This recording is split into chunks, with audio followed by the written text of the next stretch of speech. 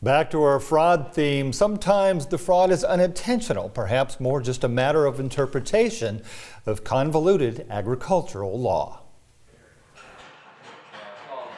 For months in 2009, Lenny Peterson farmed around a washout that had developed in his Lemoore, North Dakota cornfield.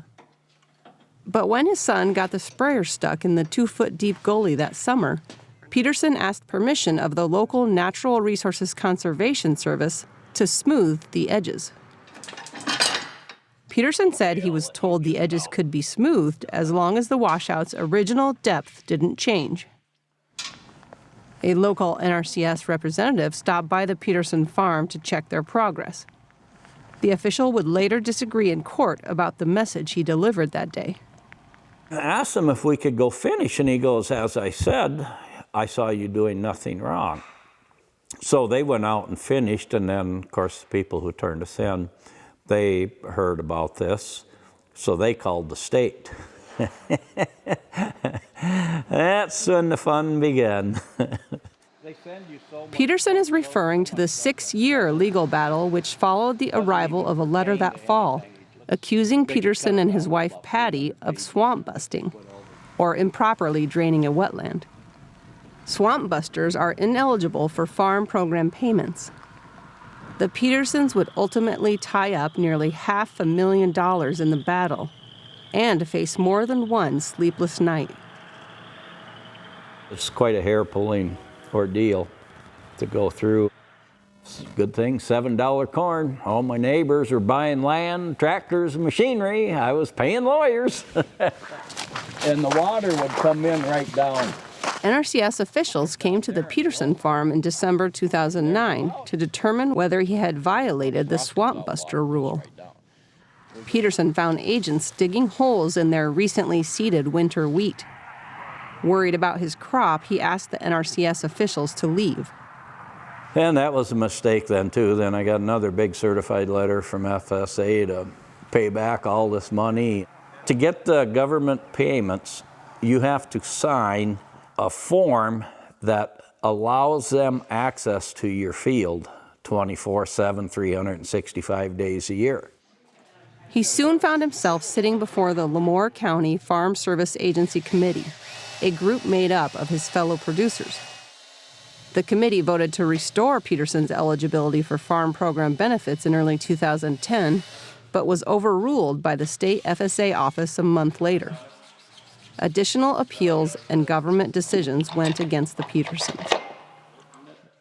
After losing at lower administrative levels, the Petersons decided to skip directly to the National Appeals Division.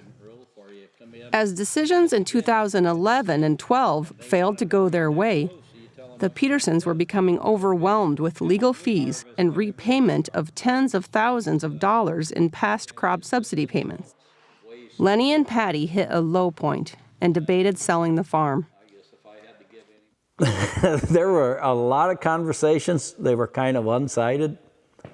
They were her conversations about giving up, about me being bullheaded, me being stubborn. Are you? Oh, yeah. In 2013, the Petersons sued the NRCS, and the case was eventually heard in Fargo. A few weeks after the hearing, Lenny Peterson was in the field when his lawyer called to tell him the judge's ruling. We're combining beans. Me and the wife will never forget that. And phone rang and I got told it. And I just grabbed the radio and told her we're going to go out and get bleeping drunk tonight. And yeah, it was really good news. Despite winning the day, the ordeal was far from over. The Petersons struggled for weeks to get the government to return the lost subsidies. They were also soon notified that the NRCS had pushed the case to the 8th Circuit Court of Appeals in St. Louis. But in early 2015, the NRCS dismissed the appeal just before the court date. If they took it to the 8th Circuit and lost, this ruling would have went for all the states in the 8th Circuit. In the meantime, Mary Podol had taken over as North Dakota's state conservationist. So my first day on the job here in North Dakota was meeting producers in the Red River and the eastern part of North Dakota who were angry and frustrated. Everything was being appealed, and a lot of things were being managed through lawyers. Once the dust had settled, Podol stopped by the Peterson farm. He really got the feeling it had become personal to some people, and I don't disagree with that. There were some within the agency that had just kind of taken on a whole anti-farmer, if you drain, if you manipulate wetlands, you're just bad, and that's not our place. That's not our role to judge. Yeah, I was a little leery at first talking to her.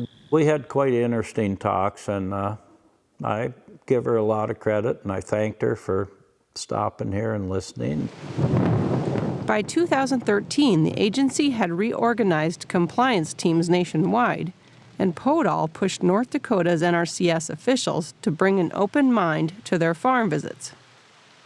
It was more, that's a farmer, oh my goodness, you know, they're going to come in and they're complaining. You listen to a farmer and they say, I farmed this for 30 years, and you can honestly say, you know, I can see what you're saying here. The Petersons were eventually repaid most of the money they had tied up in the battle with USDA. I had to go to a meeting in way up northwest North Dakota and tell about this whole deal. And one guy in the crowd said, so it paid to be bullheaded and stubborn? And I said, no, it still cost me $150,000, so it didn't pay. I won, I got my point across. And that was the main thing, it was the principle.